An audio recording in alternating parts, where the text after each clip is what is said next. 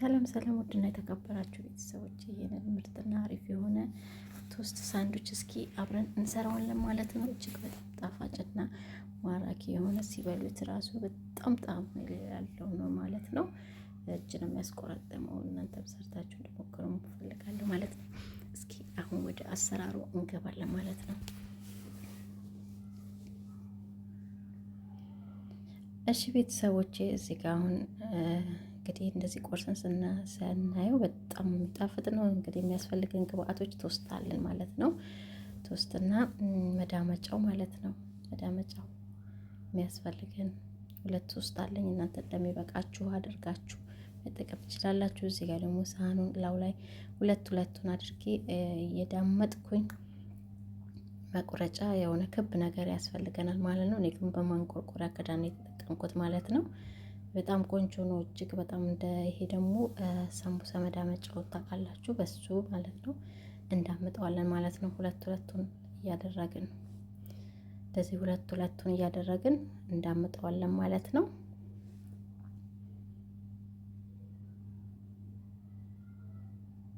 አሁን እንደዚህ አድርገን በደንብ አድርገን እንዳምጠዋለን ማለት ነው ቤተሰቦቼ።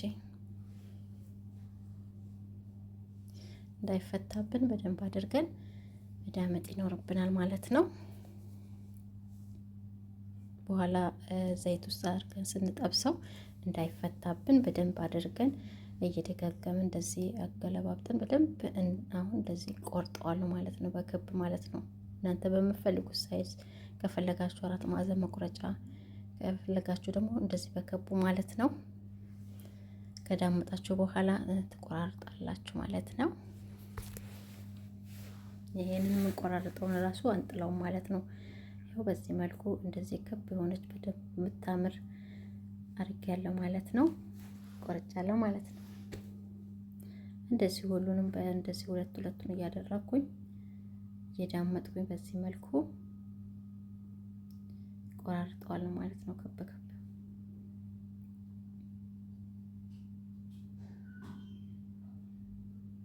በደንብ መዳመጥ አለበት እንዳይፈታብን ማለት ነው።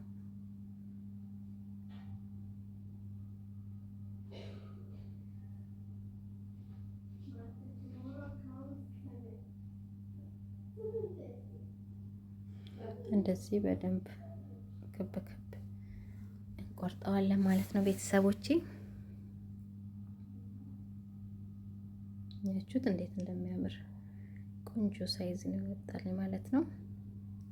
ይሄንን ቆርጠን የምናስቀምጠው ደግሞ እናደርቀዋለን ማለት ነው። አድርቀን እንፈጭዋለን። በመፍጫም ሆነ በሙቀጫ መውቀጥ እንችላለን ማለት ነው። እንደብስ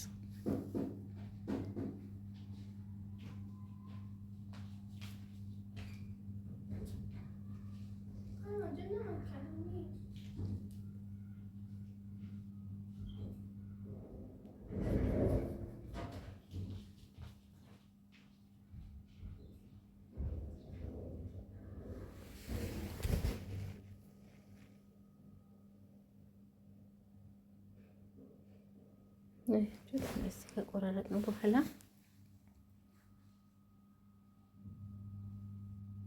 ያው በዚህ መልኩ ሁሉንም ጨርሻለሁ ማለት ነው ቤተሰቦቼ። አሁን 3 እንቁላል ያስፈልገኛል ማለት ነው። እየነከረን እዚህ ጋር ደግሞ የቀደም የቆራረጥኩትን አድርቄ እንደዚህ አይነቱ ማለት ነው የቆራረጥነውን አንጥለውም አደርቀውና ወቅጠዋለሁ ማለት ነው። እንደዚህ መፍጨትም እንችላለን ማለት ነው።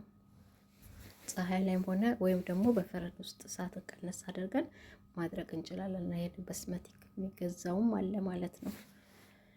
እናንተ ያለ መግዛት ከፈለጋችሁ በዚህ እንደዚህ መልኩ አድርቃችሁ እንደዚህ ፈይታችሁ መደምደሚያ ማድረግ ትችላላችሁ ማለት ነው። እንዳይፈታብን ትንሽዬ ጨው ጨምራለሁ እንቁላሉ ላይ። ከዛ እንቁላሉን በደንብ መተዋለሁ። እንደዚህ በደንብ ከመታሁት በኋላ አንዳንዱን እያነሳሁኝ ይሄንን የፈጨሁት የዳቦን የተቆራረጠው ፈጭቼው በዚህ መልኩ እንቁላል ውስጥ እየነከርኩት ውስጡን እንደዚህ በዚህ መልኩ እየነከርኩ እንደዚህ ደምድም አድርገዋለሁ ማለት ነው። በኋላ ዘይት ውስጥ ስናስገባ ስንጠብስ እንዳይፈታብን ማለት ነው። ያችሁት እንደዚህ እየነከርኩኝ ሁሉንም በዚህ መልኩ ድምድም እያደረኩኝ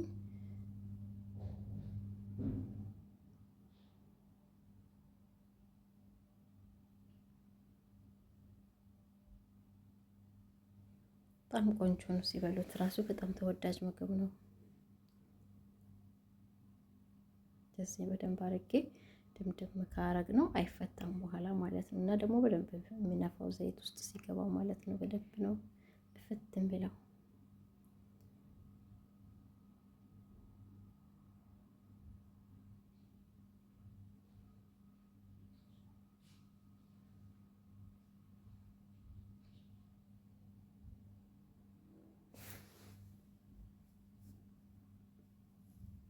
ሁሉንም በዚህ መልኩ ከጨረስኩ በኋላ ለ10 ደቂቃ ፍሪጅ ውስጥ ከተዋለሁ።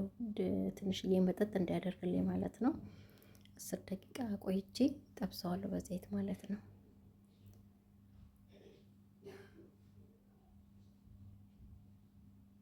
እያችሁት እንዴት እንደሚያምር በጣም ቆንጆ ነው። ለ10 ደቂቃ መጠጥ እንደሌለን ፍሪጅ ውስጥ እንከተዋለን ማለት ነው።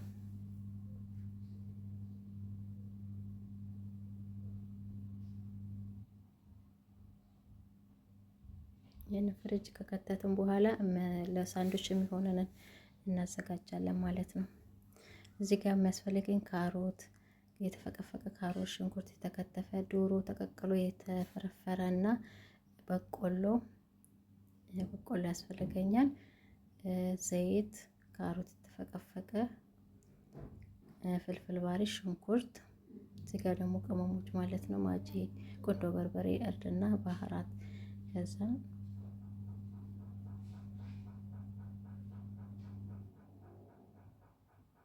እነዚህን ግብአቶች በደንብ አድርገን እናቁላላለን ማለት ነው። ጥብስ አድርገን በጣም ነው የሚጣፍጠው።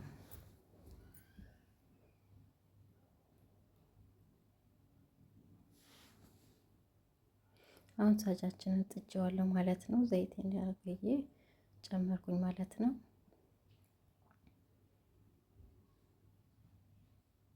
ከዛ ሽንኩርት አድርገኝ አደረኩበት። ዘይቴ ከጋለ በኋላ ሽንኩርቴን ጨመርኩ።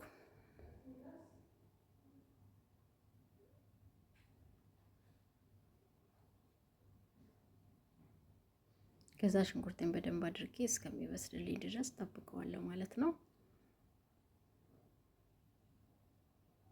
በደንብ አድርጌ አበስለዋለሁ ብራውን እስከሚሆን ማለት ነው።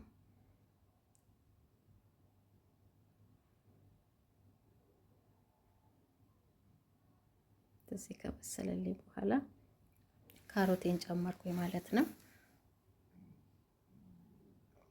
ካሮትና ሽንኩርቱን ደግሞ በደንብ አድርጌ አብሬ አበስለዋለሁ።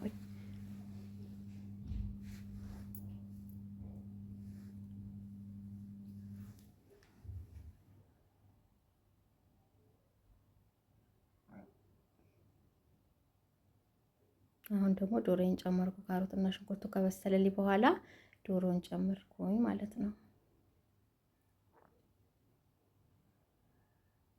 ሽንኩርትና ካሮቱን እንደዩም ዶሮን አንድ ላይ ደግሞ አብስለዋለሁ ማለት ነው። በጣም ቆንጆ ነው። በእውነት ሞክሩት ሰርታችሁ ማለት ነው። እጅግ በጣም ጣፋጭና ተወዳጅ የሆነ ምግብ ነው። ከዛ ቅመሞችን ያዘጋጀሁትን ጨመርኩኝ።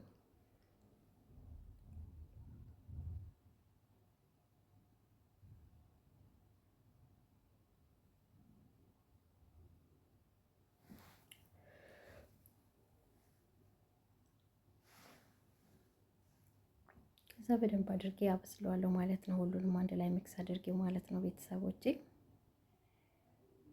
እዩት እንዴት እንደሚያምር ከላሉ ይኸው በደንብ ከተዋሃደልኝ በኋላ እንደዚህ ጥብስ አደርጋኩት ማለት ነው። ከዛ ነው ያዘጋጀሁትን ፍልፍል ባሪድ ጨመርኩት።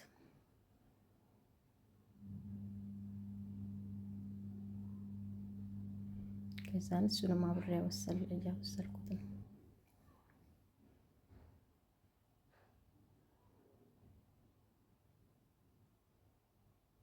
ደንብ አድርጌ ጥብስ አደረኩ።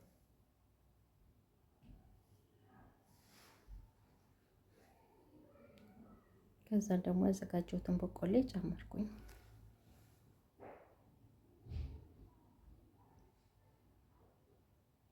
እሱንም አንድ ላይ አድርጌ በደንብ አቀላቅለዋለሁ ማለት ነው።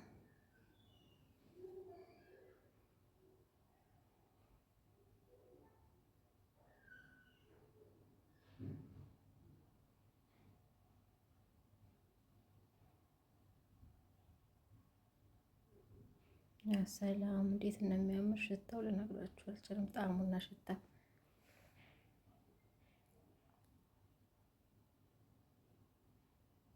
ያው ጨርሼ አሁን አብስያለሁ ማለት ነው። አሁን እሳቴን አጠፋለሁ ማለት ነው። ጨርሻለሁ፣ በስሎልኛል።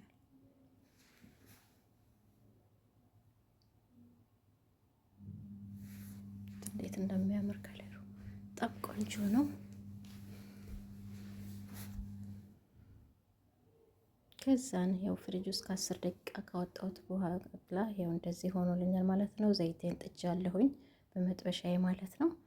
አሁን ለመጥበስ ዘይቱ እስከሚግልኝ ጠብቀዋለሁ ማለት ነው። ዘይቴ ከጋለ በኋላ እንደዚህ አንዳንዱን እያነሳሁኝ ጠብሰዋለሁ ማለት ነው። ዘይቱ መጋል አለበት በደንብ። ቀስ ብለን በጭልፋችን ነካ ነካ እናደርገዋለን እንዲነፋ ማለት ነው። በደንብ ያብጣል ማለት ነው። ይሆናል። ያችሁት እንዴት እንደሚያምር እንዳይፈታ ደግሞ ቀስ ብለን ገልበጥ እናደርገዋለን።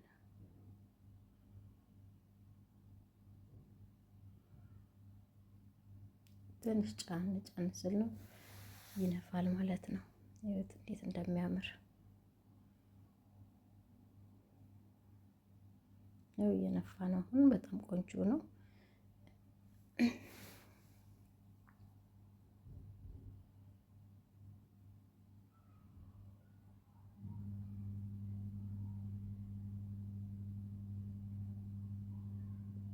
ያው በዚህ መልኩ ቡኒ እስከሚሆንልኝ ድረስ በደንብ አበስለዋለሁ፣ ጠብሰዋለሁ ማለት ነው።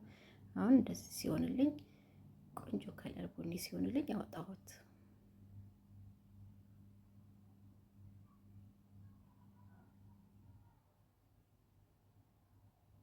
እንዴት ነው የሚያምር! እዚህ እሳታችንን በድሩ ልብልብ እንዳያደርግብን ቀስ ብለን ያው ሁሉንም በዚህ መልኩ ጨርሼዋለሁ ማለት ነው። አሁን ደግሞ ሁለት ቦታ ቆራርጠዋለሁ ማለት ነው። እዚህ ጋር የሚያስፈልገው ውስጡን ለመቀባት ካቻ ማይኖይዝ እና እነዚህ የተለያዩ እንትኑ የሚያቃጥሉ አንድ ላይ ሚክስ አድርጌ በዚህ መልኩ እናንተ የሚመቻችሁን አድርጋችሁ እንደዚህ ሁለት ቦታ ካካፈልን በኋላ የጠበስነውን መሀሉ ላይ ሁለት ቦታ እንከፍለዋለን። ከዛ እንደዚህ መሀሉ ውስጡ ባዶ ነው ማለት ነው።